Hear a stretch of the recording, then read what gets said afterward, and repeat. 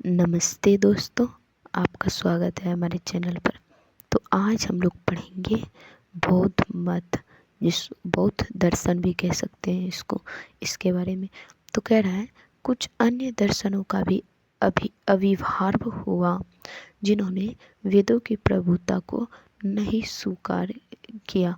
कुछ और ये दर्शन भी आए जिन्होंने वेदों की, जो वेद के बारे में आप लोगों को पढ़ाए थे, वेद क्या है सबको के बारे में अच्छे से डिटेल से पढ़ा रखे हैं, तो उसकी प्रभुता को ना नहीं स्वीकार किया और अपनी स्वयं की पद्धति विकसित की। और उन्होंने जो है अपनी स्वयं की खुद की पद्धति विकसित की। उन्होंने वेद को नहीं माना, मतलब एक तरह से क्या ना, वो भगवान को नहीं मानते थे, ये नास्तिक थे।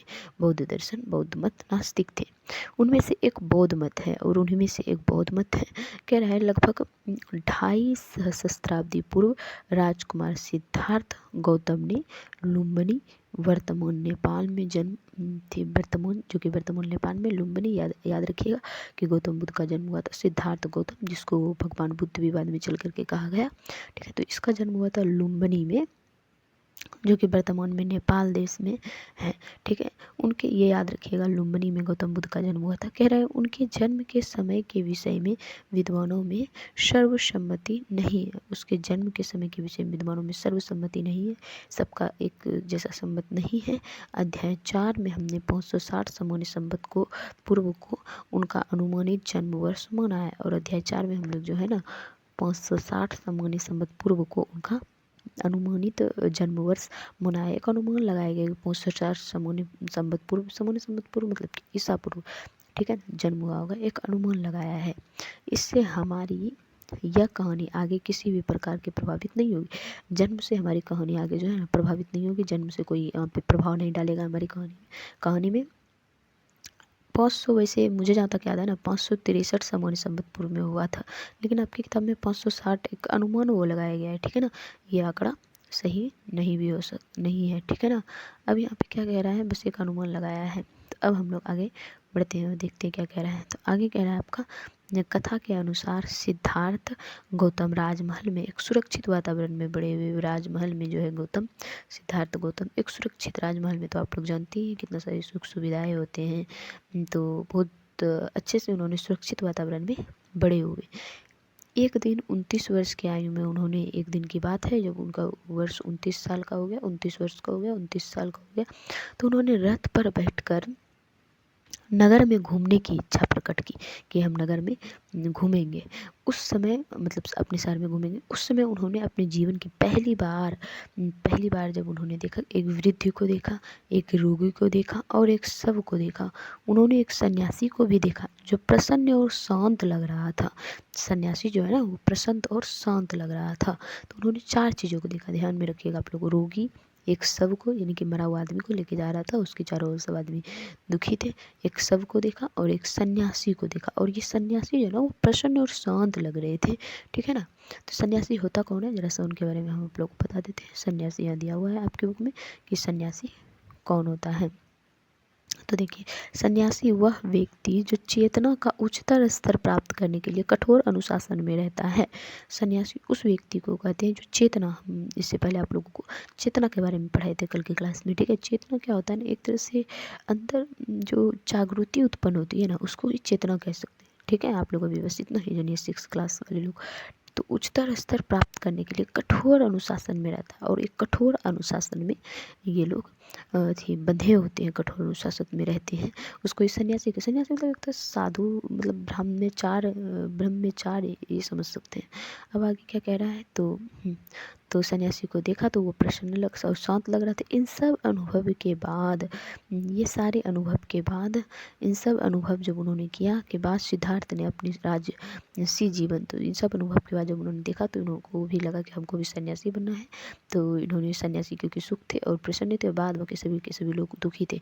जो सबके चारों ओर व्यक्ति थे वो भी दुखी थे, और साथ ही साथ जो थे बूढ़े लोग थे वो भी दुखी थे, और जो रोगी थे वो भी दुख में थे। तो इन्होंने प्रयत्न लिया कि हम सन्यासी ही बनेंगे, ठीक है, जो कि प्रसन्न और शांत भी लग रहा था। तो सिद्धार्थ ने अपनी राजसी जीवन जो था उनका, अपनी पत्नी और बेटे को त्यागने का विचार किया। उन्होंने अपनी पत्नी और बेटे को छोड़ दिया, त्याग दिया। एक सन्यासी की तरफ पैदल चलते हुए अन्य सन्यासियों तथा विद्वानों से मिलते हुए उन्होंने मानव जीवन में दुखों के मूल कारण को खोजा।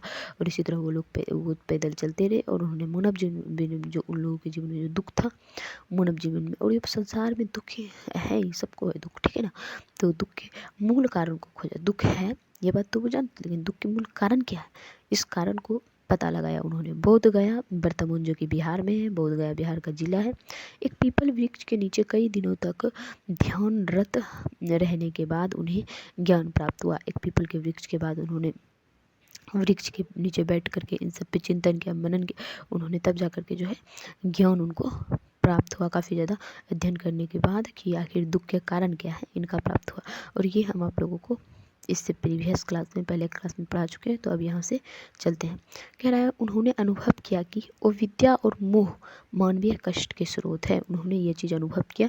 अविद्या यानी कि अज्ञान भी इसको कह सकते हैं, विद्या नहीं, यानी कि अविद्या अज्ञान, ज्ञान नहीं, और मोह माया, ये पूरा संसार मोह माया के जाल में फंसा हुआ है। यही दोनों जो है ना मानवीय कष्ट के कारण है। यही दोनों मानव को दुख देते हैं। मानव को जो दुख हो रहा है उसका रीजन यही है, अविद्या और मोह।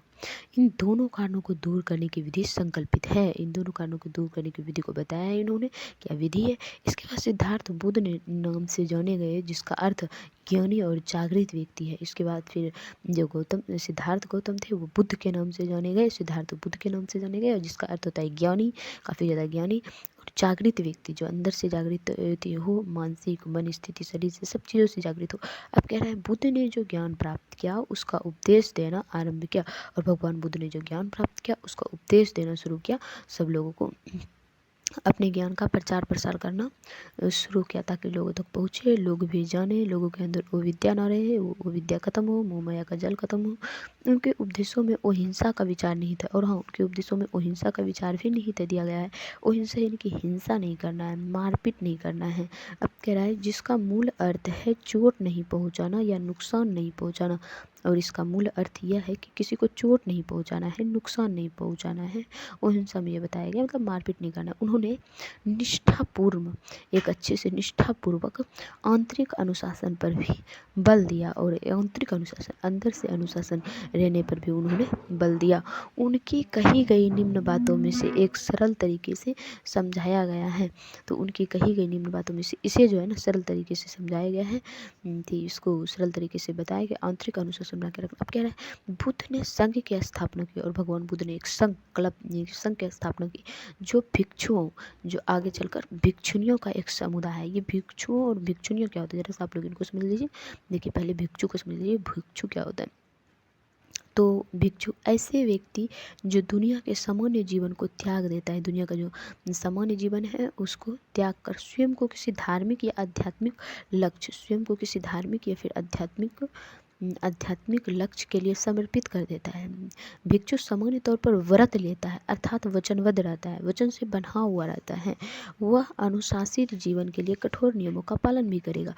इस वचन से बंधा हुआ रहता है कि हम जो है अनुशासित जीवन जीने के लिए कठोर नियमों का पालन भी उनको करना पड़ेगा। इसी एक कठोर नियम जो होता है ना, काफ़ी ज़्यादा कठोर नियम होता है, तो उनका पालन करना पड़ेगा। अब आगे क्या कह रहा है, तो ये मतलब एक तरह से भिक्षु समझ सकते हैं वे लोग जो कि मतलब कि स्वयं मतलब कि सामान्य जीवन, जो नॉर्मल व्यक्ति जीवन जीते उनको त्याग कर स्वयं को किसी धार्मिक या आध्यात्मिक लक्ष्य के लिए जी रहा है, के लिए समर्पित कर दिया है अपने आप को। भिक्षु सामान्य तौर पर व्रत लेते हैं, यानी कि वचन से बंधे हुए रहते हैं, और अनुशासित जीवन, एक अनुशासन की जीवन होता है, उसमें कठोर नियमों का पालन करेगा। भिक्षुनी कौन होते थे, भिक्षुनी जो है ना ये महिला भिक्षु होती थी। सब इनके लिए भी वो सब कुछ था, ठीक है ना, सिर्फ ये महिला होती थी।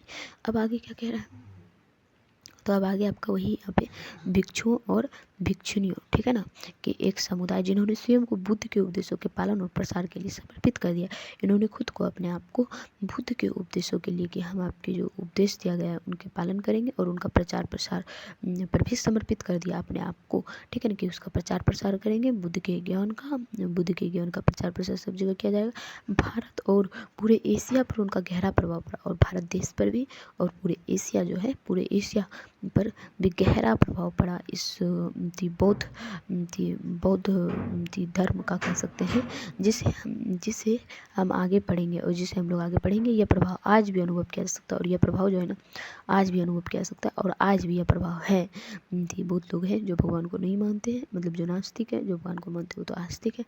अच्छा, यहाँ पे एक गौतम बुद्ध का एक कथन है, जल से व्यक्ति शुद्ध नहीं होता, जबकि कई लोग यहाँ पवित्र नदी में स्नान करते हैं। तो यहाँ कह रहा है ना, मतलब कि कितना भी पवित्र नदी से गंगा हो गया जो भी है, इसमें स्नान करने से व्यक्ति नहीं शुद्ध हो सकता, ठीक है, परंतु वह व्यक्ति शुद्ध है। वही कौन, तो शुद्ध व्यक्ति कौन है, तो वह व्यक्ति शुद्ध है जिसमें सत्य और धर्म निवास करता है, जिसमें सत्य और धर्म निवास करे। अगर वो सत्य बोल रहा है, सत्य के मार्ग पर चल रहा है, धर्म के निवास करता है, तो वह व्यक्ति शुद्ध है, ठीक है। ना कि गंगा जल में बहुत सारे पाप कर लिया, जाके गंगा जल में स्नान कर लेगा तो क्या वो व्यक्ति शुद्ध हो जाएगा? शुद्ध हो सकता है क्या? नहीं हो सकता है। तो जब तक कि मन से, दिल से शुद्ध ना हो, कह रहा है युद्ध के मैदान में हजारों व्यक्तियों पर हजारों बार विजयी पाने की तुलना में स्वयं पर विजय पाना अधिक बड़ी उपलब्धि है। ये बात बिल्कुल सही है। युद्ध के मैदान में आप हजारों व्यक्तियों को हरा तो दिए, ठीक है, हजारों व्यक्तियों को आप हरा दिए, ठीक है ना, विजय पा लिए, जीत लिए, लेकिन स्वयं पर विजय नहीं पा सके तो इससे बड़ा उपलब्धि नहीं है। तो फिर वो उतना मैंने नहीं रखता है, समझे। तो स्वयं पर विजय पाना अधिक बड़ी उपलब्धि है कि खुद पर आप विजय पाइए, खुद से जीतिए, अपने अंदर से जीतिए, उसको विजय पाना कह सकते हैं, ठीक है। सत्य बोल करके, धर्म के रास्ते पर चल करके तो खुद पे विजय पाना चाहिए। भगवान गौतम बुद्ध ये उपदेश दे रहे हैं। यहाँ देख सकते हैं आप लोग, लगभग 1800 वर्ष पुरानी पत्थर की कृति है ये, जिसमें बुद्ध उपदेश देते हुए दर्शाया गया है, भगवान गौतम बुद्ध को उपदेश देते हुए बताया गया है।